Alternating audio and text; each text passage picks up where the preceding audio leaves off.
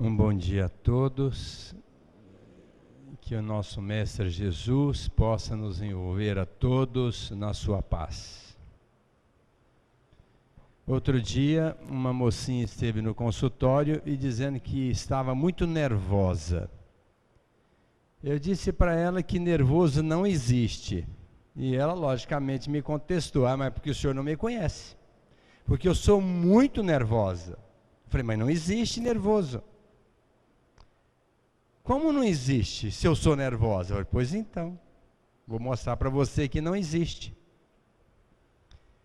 Se eu pegar, por exemplo, uma pessoa que mora na zona rural e trouxer para Rio Preto e colocar para dirigir um carro nesse trânsito maluco, como é que ele vai ficar?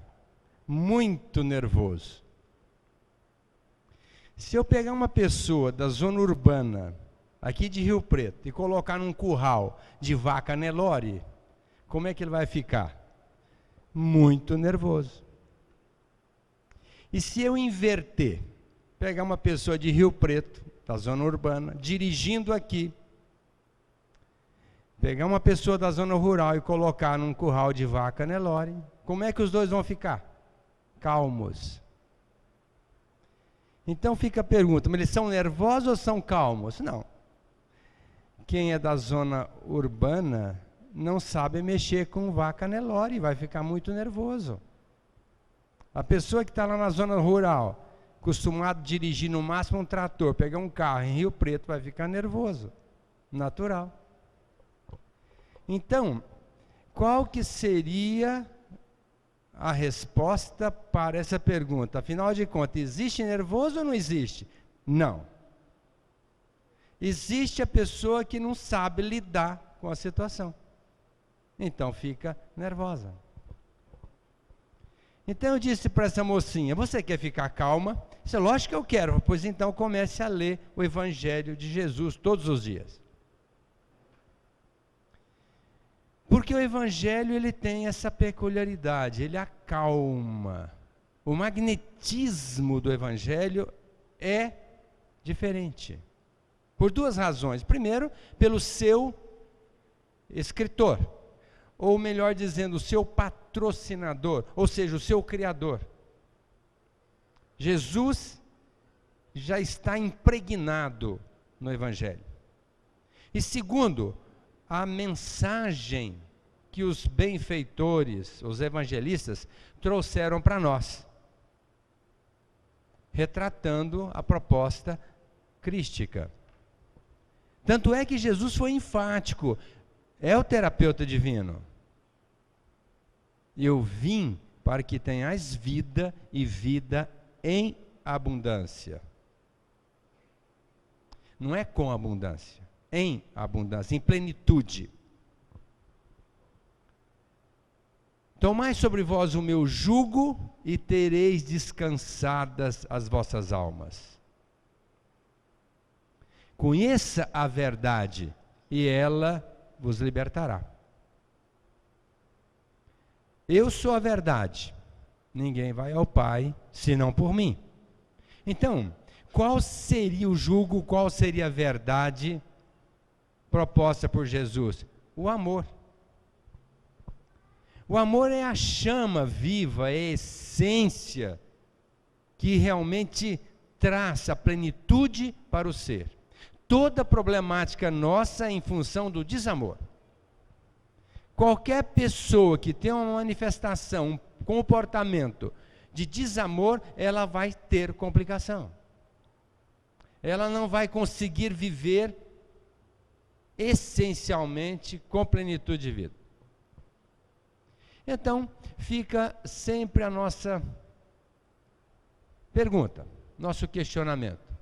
Por que as pessoas ficam lendo livro de autoajuda lá fora, pagando um dinheiro gordo, quando o Evangelho de Jesus é o livro mais indicado para ajudar o nosso comportamento? Diga-se de passagem, custa muito barato. O Evangelho, se a gente for comprar aí nas promoções, R$5. Se for comprar um evangelho normal, R$10. Se quiser um mais bonitinho, 15, no máximo 20. Quanto custa hoje um livro de autoajuda? No mínimo R$30. Então, eu vejo quantas pessoas estão equivocadas. E o que é pior, aí chega no médico e diz assim: Senhor, eu quero que o Senhor me dê um remédio para me acalmar. Eu vim aqui para o Senhor me tratar, para eu ficar legal. A gente enche a criatura de calmante. Nunca se vendeu tanto calmante como nos dias de hoje. Quase em todo lar tem uma pessoa usando calmante. Se eu falar em termos de média, eu vou dizer que em todo lar tem alguém usando um calmante. E o que o calmante vai resolver? Não, me responda, o que o calmante vai resolver? Dá uma segurada, mas depois de algum tempo deixa a pessoa robotizada. A pessoa já fica meio devagar, já não tem mais aquela fluência, aquele reflexo, aquela lucidez. E cria-se a dependência, porque toma uma dosagem, não atendendo, passa para uma segunda dosagem, depois troca o remédio. E eu fico pensando, que ledo engano, que equívoco, ficar transferindo para o médico e para o remédio a solução da nossa problemática. Aí a mocinha voltou no consultório, passado um tempo. E eu perguntei: e aí, você leu? Falei: Aguinaldo, mas você não acredita? Eu estou ótima, eu melhorei muito. Eu falei: mas você lê o evangelho todos os dias? Então você me entendeu. Porque o magnetismo do evangelho vai envolvendo o nosso espírito. Vocês não estão acreditando? Faça um desafio, vê se eu estou com a razão. Começa a ler o evangelho, os que dizem que são nervosos, todos os dias em casa, e depois volta para me cobrar. Muda. Água mole, pedra dura, tanto bate até que fura. A gente vai escutando falar do perdão, o que vai acontecer depois? A gente está perdoando. A gente fala da tolerância, escuta, lê, daqui a pouco está tolerando. Fala de amar o próximo, ouve-se, é o senso da repetição. Quanto mais se fala, mais se ouve, mais se lê, mais se grava, mais se vai viver a proposta do amor. E o Cristo sabia que isso não seria uma coisa muito fácil, porque parece fácil. Eu falei, vocês entenderam? Lógico que eu entendi. Então, faça. Mas não é fácil fazer. Sabe por quê? Porque falta uma palavra no meio do compreender e do fazer, que se chama sentir. Sentir o que eu estou falando. Agora, recentemente, uma moça desencarnou lá comigo com câncer de esôfago. 50 anos. Acho que muito cedo para desencarnar. Eu estou com 65, eu vou viver mais uns 35, não é? Então, acho muito cedo com 50 anos para ir embora. Só que ela fumou a vida inteira. Mocinha, começou a fumar. Lógico, começa a fumar para ficar mais elegante, não é? É porque aquela história de pegar o cigarro, para ser igual a todo mundo. Na minha época, a gente fumava para ser mais elegante mesmo, né? Tinha até umas piteiras elitizadas, diferentes. E aquela absurdidade que passa na cabeça de todo mundo. Então, começa fumando. Depois, lógico, a gente sabe que, isso é ciência, 39 vezes que nós fizermos uma coisa, cria-se o hábito. Então, quando a gente, por exemplo, toma um copinho de pinga, que desce queimando, terrível, depois de 39 dias a gente já está tomando e ela desce redondinha. Logicamente que direto para o fígado, para matar o fígado, arrebentar no meio, né? Mas desce redondinha direto para lá. Se a gente lê 39 dias seguidos, adquire-se o hábito da leitura. Então, tudo é o senso da repetição. Nós temos que estar repetindo. Então, esta mocinha veio e me disse: eu estou ótima, porque eu estou lendo todos os dias. Mas o que aconteceu? Ela sentiu a importância de fazer isso. Esta moça que fumou a vida inteira, com 50 anos, desencarnou, deixou uma filha agora sozinha, filha única, deixou o marido viúvo, muito jovem, sozinho. Será que se ela, quando começou a fumar, sentisse que se desse continuidade ao vício, com 50 anos ela estaria desencarnando, deixando aí a filha órfã, o marido viúvo muito cedo, todo mundo sofrendo por consequência? Ela fumaria? Eu diria não. Por quê? Compreender que o cigarro faz mal, todos nós sabemos. Compreender que a bebida faz mal, todos nós sabemos. Nós compreendemos. Mas por que bebe, por que fuma? Porque não sente a gravidade do problema. Então é uma questão de sentir. A palavra-chave é esta. Então a proposta de Jesus é que a gente veja com o olho de ver, ouça com o ouvido de ouvir, porque ele já sabia que não bastava ouvir e nem ver, nós não faríamos. Então a proposta é nós sentirmos a importância de estarmos vivendo o Evangelho de Jesus. Para isso, então, nós temos que nos dedicarmos, nós temos que exercitar, nós temos que buscar, porque parece também fácil ler o Evangelho todo dia. Nesse dia a dia corrido nosso, não é. A pessoa tem que ter uma proposta. Às vezes até a criatura vai na academia todo dia, mas não lê o Evangelho todo dia. Mas se souber o quanto o Evangelho muda a vida da gente, logicamente a pessoa, se ela sentir isso, ela vai ler.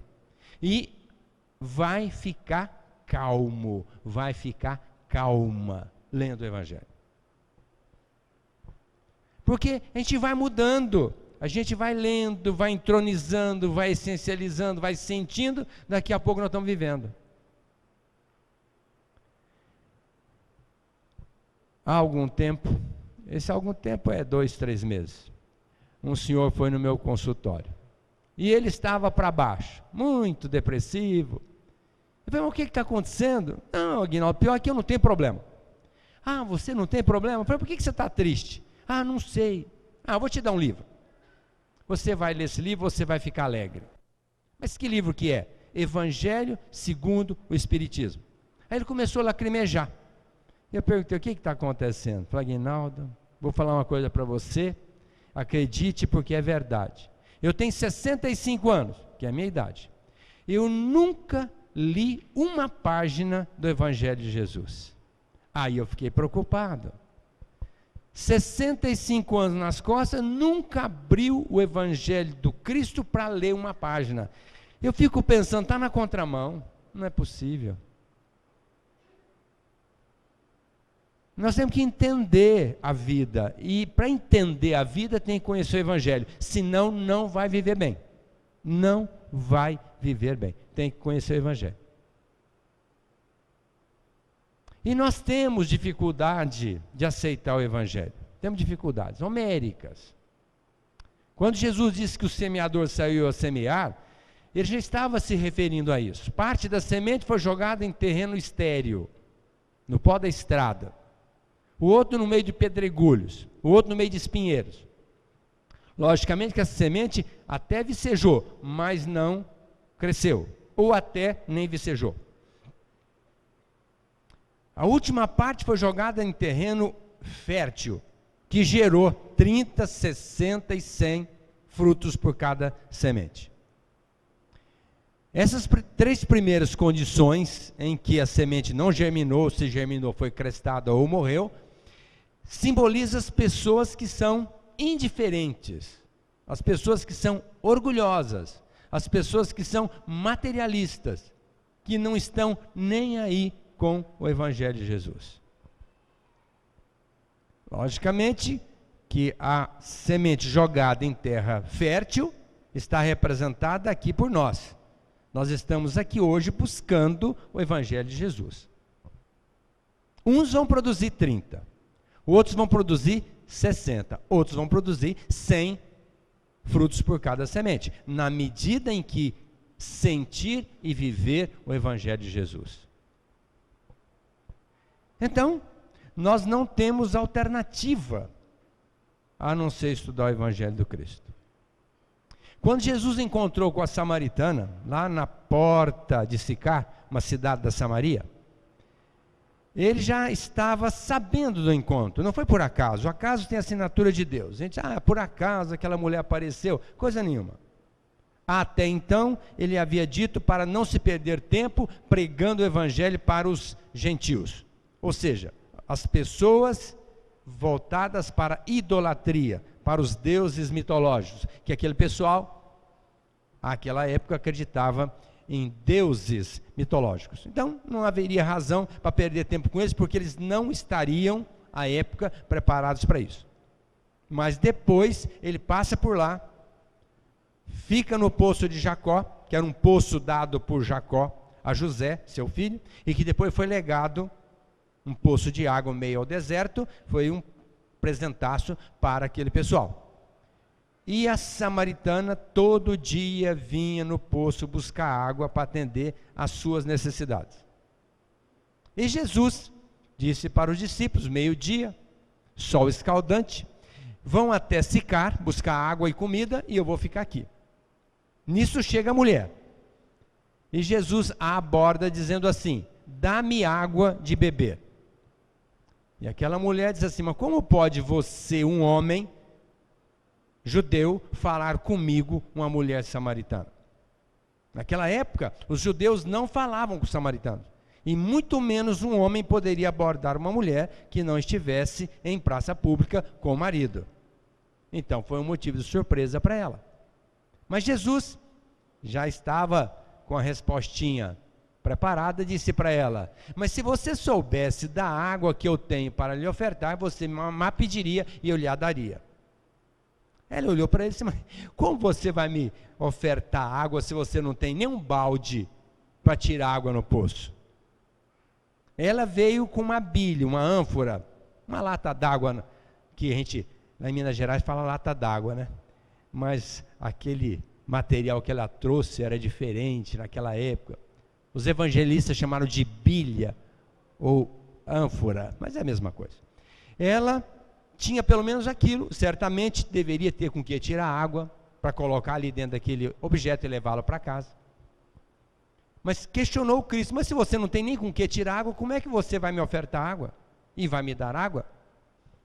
Aí Jesus foi mais além ainda. Porque quando alguém quer ofertar alguma coisa para nós, a gente sempre pergunta a nós mesmos, rapidinho, mentalmente, será que é bom para mim? Se for, a gente aceita, se não for, a gente já disse, não, não quero. E ele, sabendo disso, já foi logo dizendo para ela, esta água que eu tenho para lhe dar, mata a sua sede eternamente. Aí sim, ela falou, então me serve, porque todo dia eu venho aqui buscar água, sol quente, já estou cansada de buscar água, já que essa sua água vai matar a minha sede, então me dê logo. Aí ela aceitou. Jesus disse para ela, então você vá até Sicar, traga seu marido, porque de repente vai complicar o nosso bate-papo aqui, então vá buscar seu marido. E ela disse para ele, mas eu não tenho marido. Ah, sim, nisto você foi verdadeira, porque você já teve 5 maridos, que não eram seus, eram de outras mulheres, e agora você está no 6º, que também não é seu, e nisso você foi verdadeira. A mulher gelou, porque a gente quando faz coisa errada, a gente não conta para ninguém, né? E Jesus sabia daquilo, aí ela ficou já preocupada, assim, mas quem é essa criatura, que sabe tudo, até coisas que eu não falei para ninguém, e ele sabe? Aí ela voltou no tempo e questionou, mas você é o Messias, que nós estamos esperando, que vai nos trazer a verdade? Sim, eu sou. Jesus foi claro, ali naquele momento ele disse, eu sou o Cristo de Deus. Mas por que dizem os nossos pais que nós, para adorarmos a Deus, tem que ser aqui no nosso templo, no Monte de Garizim, criado por Nabucodonosor. Enquanto que vocês judeus dizem que tem que adorar a Deus lá em Jerusalém, no Templo de Salomão. Afinal de contas, é lá ou aqui? Aí Jesus disse para ela, nem aqui e nem lá. Nós devemos adorar a Deus em espírito e verdade. Porque em espírito, porque nós não conseguimos dimensionar Deus na nossa mente, não dá, nem queiram. Vão ficar maluquinhos e não vão conseguir. Imaginem Deus um espírito elevadíssimo, a quem nós devemos tudo e já está de bom tamanho. Pergunta primeira do livro dos Espíritos, que é Deus? Não é quem é, que é Deus? Inteligência suprema do universo, causa primária de todas as coisas. Inteligência suprema do universo, pronto, nós já não sabemos nada do universo, imagina a inteligência suprema. Se nós não conhecemos todas as coisas, imagina a causa primária de todas as coisas. Então, nem queiram entender Deus. Imaginem-no um espírito supremo, já está de bom tamanho. E amá-lo em verdade, ou seja, em amor. Porque é muito fácil, eu amo Deus. Ah, você ama? Eu amo. Mas o que você tem feito? Você tem respeitado, compreendido, valorizado a criação de Deus? Porque amar é isso, é compreender, valorizar e respeitar as outras criaturas, os outros seres, os outros elementos. Quem compreende, valoriza e respeita, ama. Quem não, não ama. Então amar a Deus é compreender a pessoa, valorizar a pessoa e respeitá-la. Compreender, valorizar e respeitar o animal. Compreender, valorizar e respeitar a planta. Compreender e valorizar, respeitando o mineral. A pedra onde nós estamos colocando o pé. Essa mesa aqui de madeira. Porque tudo isto tem valor. E tem que ser compreendido, valorizado e respeitado, amado por consequência. Aí aquela mulher saiu correndo, foi chamar os demais partícipes daquela comunidade. Foi até Sicar, não sei, algumas pessoas, não sei o tamanho da cidade, talvez todas as pessoas, e vieram conversar com Jesus.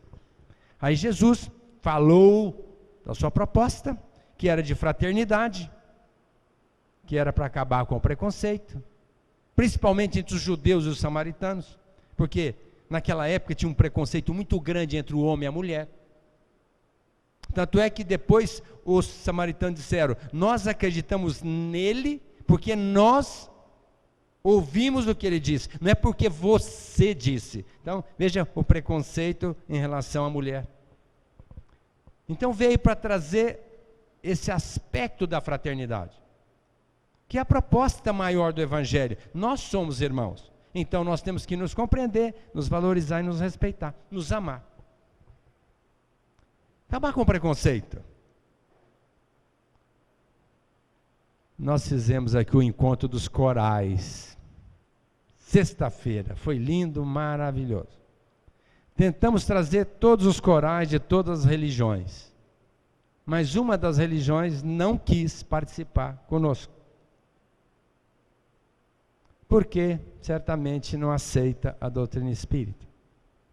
Logicamente não compreende a doutrina espírita, não reconhece, não valoriza, não respeita, porque não conhece, não compreende a doutrina espírita, porque se compreendesse, estaria valorizando e respeitando e aceitando o convite.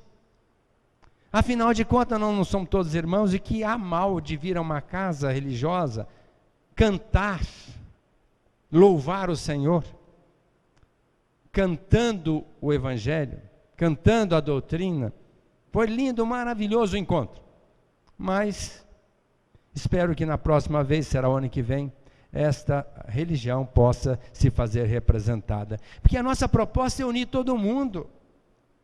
Eu participei há algum tempo atrás de um culto ecumênico de uma faculdade, da Faculdade de Medicina daqui, de uma turma que se formou, estava eu falando em nome da doutrina, estava o padre Jarbas falando em nome da Igreja Católica e um pastor de São Paulo falando em nome da Igreja Evangélica. No final ele disse para mim: olha, eu gostaria que você morasse em São Paulo para falar na minha igreja. Eu achei aquilo lindo, maravilhoso. Eu falei: olha, que pena que o senhor não mora em Rio Preto para falar na nossa casa espírita. Qual o problema de eu trazer um pastor para fazer uma palestra aqui no centro? Fala para mim, qual o problema? Nenhum problema. Se ele vem falar de Jesus, vem falar da vida, de como nós devemos nos portar e agir. Logicamente que ele vai falar na sua linguagem, mas sempre linguagem do Cristo. Ele não vai falar outra coisa senão essa. Logicamente, se eu vou falar numa igreja evangélica, eu não vou agredir o público falando de reencarnação, que eles não aceitam. Mas poderia estar falando do Evangelho. E congraçar os povos, unir as criaturas, acabar com o preconceito. E nós temos muito preconceito ainda, até dentro de casa. Serviço de mulher, serviço de homem. Qual que é o serviço de homem, qual que é o serviço de mulher?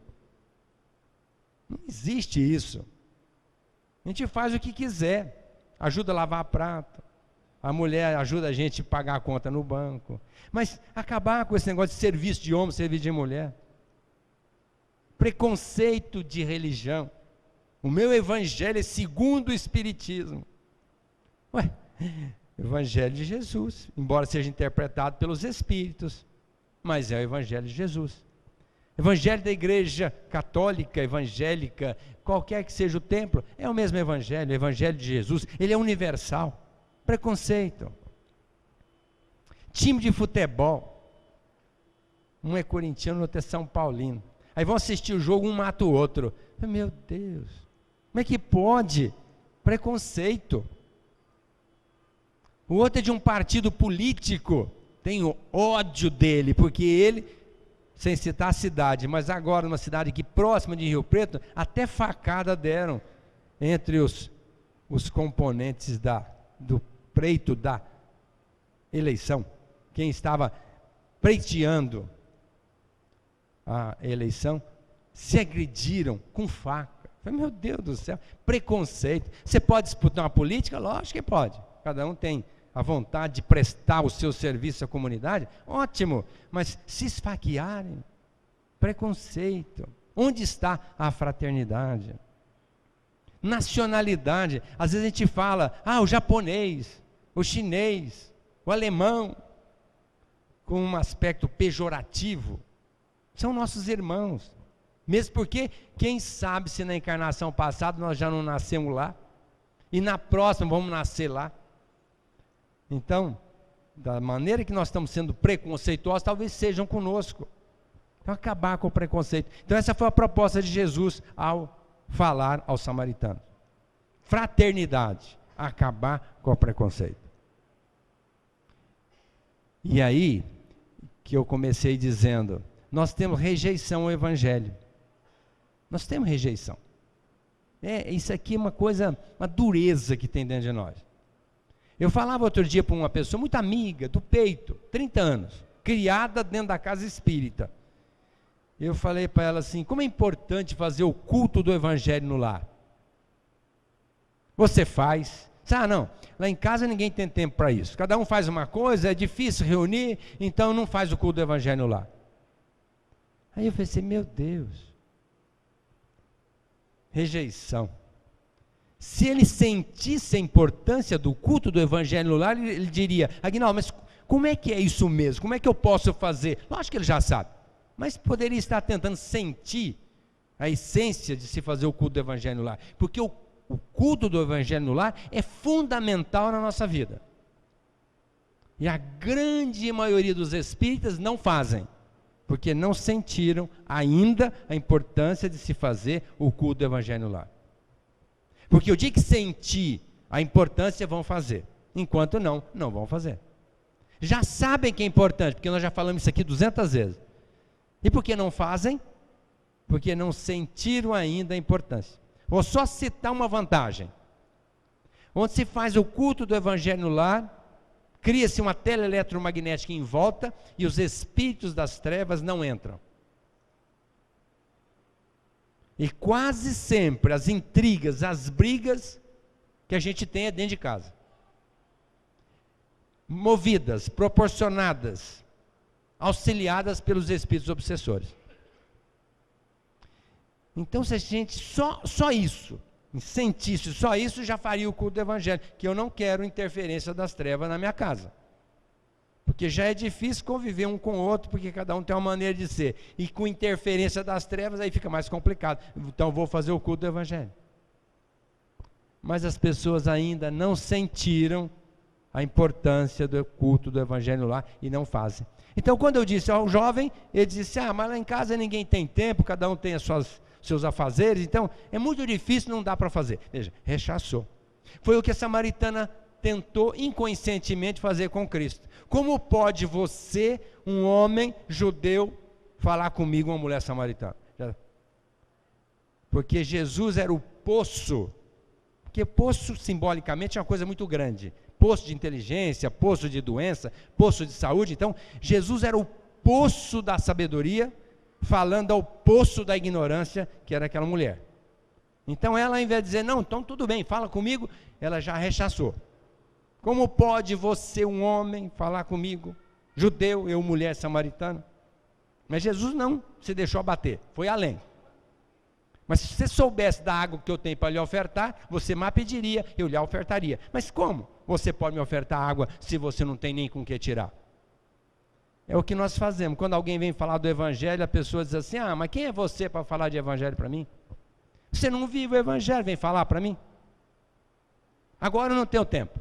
Agora estou preocupado com outras coisas. E a gente sempre rechaçando a oportunidade de aprender o evangelho. É o que a samaritana fez. E nós fazemos inconscientemente. A gente rejeita. Dentro de casa, faça uma proposta para fazer o culto do evangelho no lar. Faça uma proposta. Sempre vai ter alguém, mas culto do evangelho, toda semana. Sempre tem alguém tentando tirar a gente da cabeça de se fazer o culto do evangelho no lar. Sempre tem. Cria-se uma disposição. Então, o evangelho não é fácil. Dentre os leitores que gostam de ler, leem tantas obras, romances, até a doutrina. Mas o evangelho, que também é da doutrina, o evangelho em especial, a pessoa não lê. Outro dia eu fiz uma palestra aqui, a pessoa estava me esperando na porta, lá fora. Geralmente eu saio por essa porque eu vou atender o pessoal aqui no fundo. Mas esse dia saí e estava lá fora. E a pessoa falou para mim assim, Aguinaldo, eu gosto mais das suas outras palestras. Eu falei, qual outras palestras? Aquelas em que você não fala do evangelho. Aí eu pensei, mas por quê? Você não gosta da minha palestra quando eu falo do evangelho? O evangelho é muito chato. Olha, deu vontade de falar para ela que talvez fosse a pessoa que mais precisasse ouvir evangelho, dentre todas as criaturas do público, mas por caridade eu fiquei quieto. Então, quando se fala do evangelho, a pessoa chega até a dormir. Felizmente, hoje ninguém está dormindo aqui. Vocês dormiram bem hoje, né? Dormiram bem, ninguém está dormindo aqui. Olhei, está todo mundo acordado. Mas quando fala do evangelho, o nego dorme. Dorme. Quando fala de outro assunto, o nego liga. Mas do evangelho, o nego dorme. Quando a gente deveria estar lendo e ouvindo o evangelho todo dia. E dentro do evangelho tem uma passagem que eu acho extremamente expressiva, que é a parábola do filho pródigo. Parábola dos dois irmãos. Depois o pessoal mudou o nome. Parábola do filho pródigo. Que retrata exatamente a humanidade dos dias de hoje. Disse Jesus que um homem tinha 2 filhos. Um mais novo, que pediu dinheiro para o pai, equivalente à sua fortuna, à sua herança, e queria gozar a vida. E o pai deu. Vendeu a fazenda, deu a metade para o filho mais novo, a metade para o filho mais velho. Eu até acho que Jesus colocou isso, mas aquele homem não vendeu a fazenda, porque ele continuou nela. Eu acho que ele pegou a parte equivalente do jovem e deu para ele. Ou se ele tinha 2 fazendas, então pegou uma e vendeu e ficou com a outra, tudo bem. Mas de qualquer forma, ele não questionou o filho. Pegou a parte dele, deu para ele, sim, vá gozar a vida. E ele foi, gozou tudo que tinha direito. Comeu, bebeu, dormiu, fez tudo que tinha direito. Só que no final, ficou pobre e começou a trabalhar numa fazenda por misericórdia do dono, cuidando de porcos, numa pocilga, cuidando de porcos. Disputando a lavagem, a comida do porco. Até que ele se deu conta que tinha, na casa do pai, muito mais dignidade de vida. Os empregados comiam e dormiam muito bem. Então ele pensou, vou voltar para a casa do meu pai. E fez a caminhada de volta, sozinho. Porque é mais ou menos assim. A gente vai fazendo absurdidades. E por mais que a gente esteja errado, se alguém chegar para nós e disser assim, você está errado, muda a sua conduta, a pessoa não muda. Porque se mudasse, todas as pessoas mudariam rapidinho, porque sempre tem alguém para nos dizer, olha, você está fazendo uma coisa errada. E a gente, logicamente, mudaria. Mas é o que acontece? Não. A gente continua fazendo a coisa errada. Só que lá na frente nós vamos nos dar conta que foi um caminho muito complicado e a gente quer voltar. E foi o que aconteceu com o filho pródigo. Ele foi se comprometendo espiritualmente, foi se desgastando, foi ficando numa pior até que ele resolveu voltar. Porque simbolicamente, o filho pródigo, o filho mais jovem, simboliza as pessoas que querem gozar a vida. Gozar a vida, viver numa boa. Comendo, bebendo, dormindo, aprontando tudo que tem direito e mais alguma coisa, sem pensar nas consequências. Só que espiritualmente, lá na frente, esta pessoa vai perceber que está no caminho errado. E ela tem que voltar. E ela, mesmo fazendo uma reflexão, se dá conta que tem que voltar.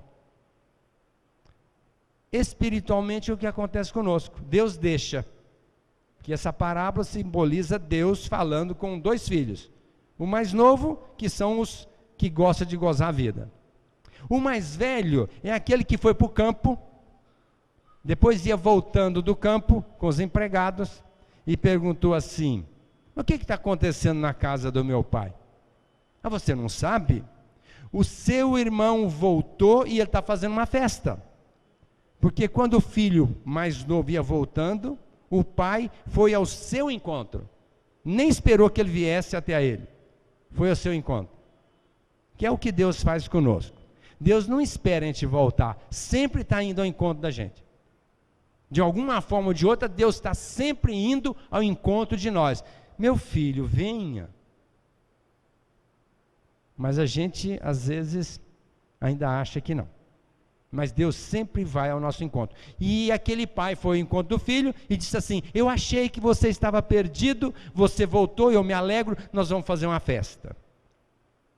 Pediu um empregado para colocar uma sandália nele e uma roupa, porque eu acho que aquele filho estava descalço e uma roupa em frangalhos. Porque espiritualmente é o que acontece conosco. Nós quando vamos nos comprometendo espiritualmente, a gente acaba ficando desvestido espiritualmente. Muito pobre de recursos espirituais. E depois mandou o empregado matar um novilho para fazer uma festa para ele. Alegria de Deus quando nos recebe. Está no Evangelho. Há mais alegrias nos céus diante do arrependimento do errado do que o merecimento do justo. Deus se alegra mais com o nosso arrependimento e a nossa volta do que aqueles que já estão no caminho certo, que já estão logrando o benefício da trajetória correta. Agora, Deus que é um pai de amor, que não tem nenhum filho a perder, segundo Jesus, faz tudo para que a gente não sofra e volte para a sua casa. E foi o que ele simbolizou nesta parábola. Mas o irmão mais velho, quando soube que estava fazendo uma festa para o irmão mais novo, já disse para o empregado, mas como? Festa? Sim. Ele se irritou, ficou muito irado, com raiva, procurou o pai e de dedo em riste disse para o pai: mas como pode você fazer uma festa para o seu filho, não o meu irmão, o seu filho, que pegou o seu dinheiro, não ouviu os seus conselhos, gastou tudo com as prostitutas, está no Evangelho, e agora volta e você faz uma festa para ele? Para mim você nunca deu um cabrito para eu festejar com meus amigos. Meu filho, tudo aqui é seu, não precisa de eu dar para você. Faça a festa com seus amigos, vem para casa, vamos festejar. Seu irmão voltou, eu me alegrei. Mas o filho mais velho não entrou na casa do pai. E o filho mais velho simboliza o outro lado da humanidade, que quer ganhar dinheiro, ganhar dinheiro, ganhar dinheiro, ganhar dinheiro, ficar rico, nem faz festa para os amigos para não gastar, né? E depois ainda, quando alguma coisa não dá certo, em quem que aquela criatura põe a culpa? Em Deus. Deus esqueceu de mim, Deus está me castigando, oh meu Deus, o que está acontecendo? Sempre põe a culpa em Deus, quando a bem da verdade, a culpa, se é que existe, é dele mesmo, que só voltou para a materialidade e não deu lado para a espiritualidade. E é o que a gente faz às vezes com Deus. O Senhor não me deu nem um cabrito para eu fazer uma festa. Às vezes a gente fala: oh meu Deus, o Senhor não me deu isso. E se Deus estivesse aqui hoje, na nossa frente, nós teríamos coragem de falar para Deus que Ele não nos deu alguma coisa? Se Deus deu tudo, Deus deu tudo e mais alguma coisa.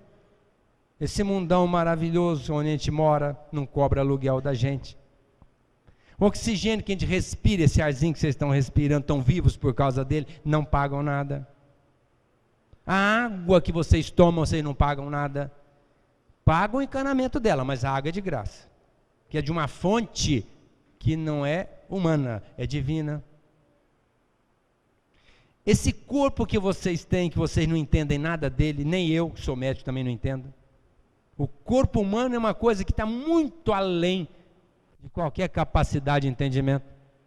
Vocês estão dormindo, o coração está batendo. Vocês estão dormindo, o pulmão está funcionando.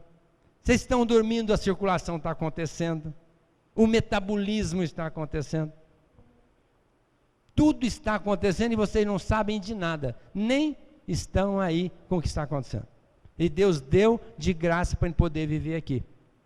E o que é pior, ao invés de valorizar o corpo e zelar por ele, a gente arrebenta o corpo no meio. Com tantas coisas negativas. A começar pelo próprio pensamento em desalinho. A gente, quando tem raiva, agride o corpo. Quando fica nervoso, agride o corpo. Quando tem um sentimento infeliz, está agredindo o corpo. E quando então tem um vício, mais ainda. E depois desencarna mais cedo e vai reclamar para Deus: oh, estou morrendo cedo porque o Senhor... Deixa Deus de lado, que não tem nada a ver com isso. Programou a gente para viver aqui 80 anos. Todos nós estamos mais ou menos programados para viver 80 anos. Por que a gente morre mais cedo?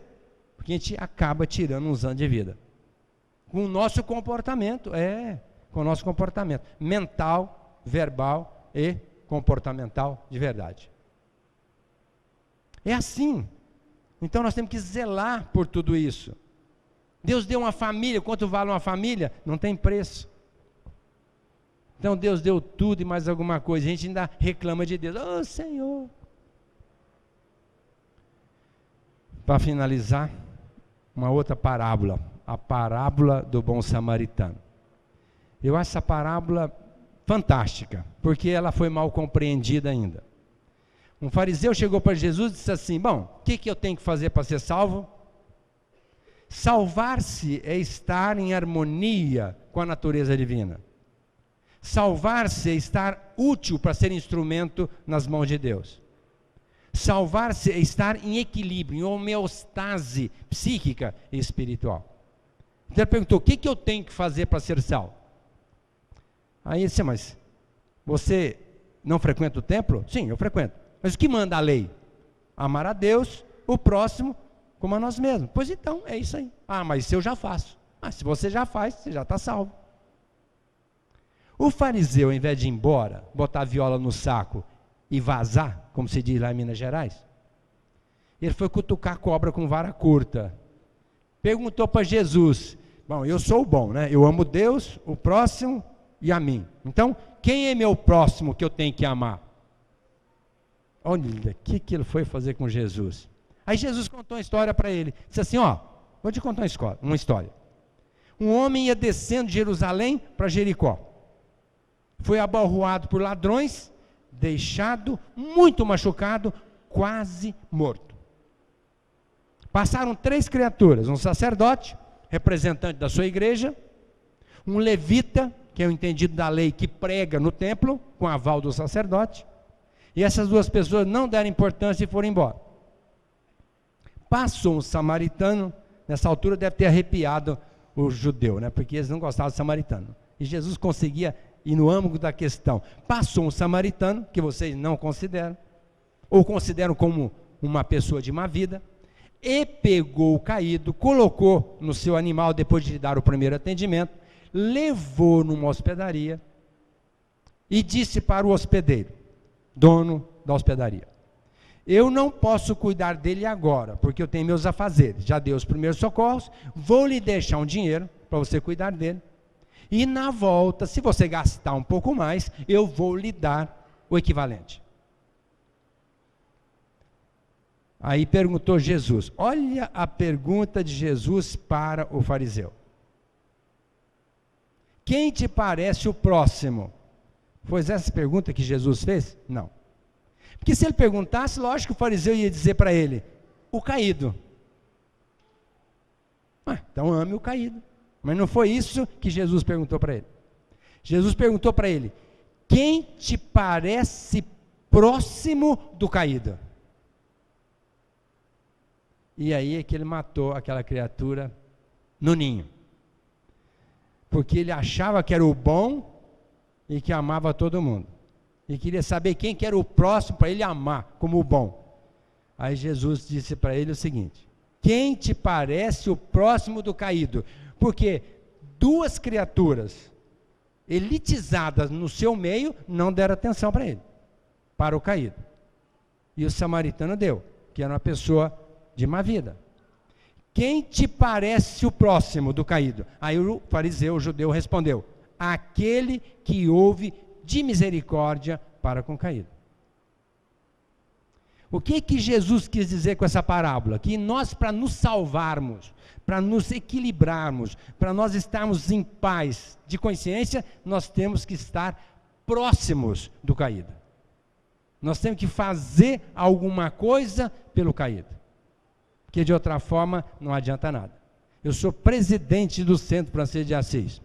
Não vejo nenhuma vantagem. Eu sou sacerdote da Igreja Católica.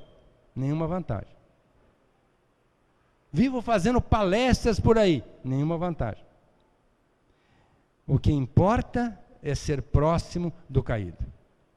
E às vezes a pessoa assim, quem é meu próximo? Só a mulher. Está dentro de casa e a gente não é próximo dela. Quem é meu próximo? Meu marido. Seu marido. A pessoa está dentro de casa e não é próximo do marido. Meu próximo é o cachorrinho, está ali perto de casa. Dentro de casa e a gente não é próximo do cachorrinho. Então, ser próximo, nós podemos ser próximos até daquele que está no Japão, do outro lado da terra. Através de um telefonema, através de qualquer situação em que ele precise de nós e nós vamos ser próximos dessa criatura. Então, se nós quisermos nos justificar perante a vida, nós temos que ser próximos dos outros. Ou seja, nós precisamos ajudar literalmente os outros. Os caídos, que são N caídos, são muitos os caídos. Basta a gente olhar de lado, tem sempre alguém precisando de nós. Feliz daquele que já entendeu isso e vai fazer o bem. E quando Jesus disse assim, aquele homem ia descendo de Jerusalém para Jericó, descendo, porque Jerusalém era uma cidade considerada santa, e Jericó era uma cidade profana, de prostitutas, de mercadores, escravagistas, e Jerusalém era uma cidade onde se praticava a religião judaica. O que Jesus quis dizer com isso? Aquele homem ia descendo de Jerusalém para Jericó. Por que ele não falou que ia subindo Jericó para Jerusalém? e foi abalroado por um ladrão, deixado quase morto, muito machucado. Exatamente o que acontece com as pessoas que estão descendo espiritualmente. Acaba permitindo a agressão das criaturas que estão ao lado, encarnadas e desencarnadas, que prejudicam estas criaturas que estão descendo espiritualmente. Por isso que o Cristo disse: vigiai e orai, para não cair em tentação. Agora, aquela pessoa que está subindo, procurando a sua melhoria, ela abre as portas para ser ajudada pelos espíritos amigos, pelas outras pessoas, e a sua vida começa a melhorar, em todo sentido. Então, se nós não quisermos dar brecha para que possam utilizar da nossa em vigília, vamos fazer uma caminhada ascensional, espiritualmente falando. E no finalzinho, então, a história não diz se o hospedeiro aceitou cuidar daquela pessoa caída ou não. Mas uma coisa é certa: se ele aceitou ajudar, cuidar do caído, ele já recebeu ali o primeiro pagamento. E se ele cuidou e ainda gastou um pouco mais, iria receber o restante no final. E é exatamente o que acontece conosco aqui. O Francisco de Assis, a nossa casa, não faz nada sozinha. Ou seja, qualquer uma pessoa aqui que queira fazer um trabalho, não consegue fazer sozinho. Nós estamos cuidando dos caídos, em todos os sentidos. E fazemos uma parte, mas outra parte nós precisamos de mais ajuda. E convidamos as pessoas para nos ajudarem. Se as pessoas aceitam, já recebe o primeiro pagamento, que é de já estar ali vendo a criatura bem levantada, equilibrada, beneficiada de alguma forma. Já o primeiro pagamento é uma alegria para nós vermos a pessoa bem. É a nossa felicidade ver a felicidade do outro. É o primeiro pagamento. O segundo pagamento é que na continuidade, se nós gastarmos mais, ajudando mais no plano espiritual, quando lá chegarmos, então alguém vai dizer, como o meu irmão disse para mim, desencarnado há 8 anos, mas quando ele estava desencarnado com 2 anos, ele mandou uma carta psicografada e disse assim: Aguinaldo, o que pesou na minha balança espiritual foram as poucas coisas boas que eu fiz, até aquelas que eu achei que não tinha importância, porque o resto não teve peso nenhum. Então o que vai pesar para nós é o bem que nós fizermos. Quanto mais nós ajudarmos os caídos, melhor para nós. Tanto é que a Alta de Souza, que foi uma mulher muito caridosa, ela, referindo-se a esse assunto, disse assim: se buscas o Cristo soberano, por excelso refúgio às próprias dores, busca, hoje e amanhã, por onde fores, no torturado coração humano. Desce ao vale de grandes amargores, que denunciam os sofrimentos insanos, a aflição, a miséria e os desenganos, entre os flagelos libertadores. Desce a afeição do sol na noite fria, guardando a caridade por teu guia, amando e servindo toda hora. E ante a divina primavera, encontrarás o Cristo que te espera, crucificado, mas agradecido em cada ser que chora. Muita paz.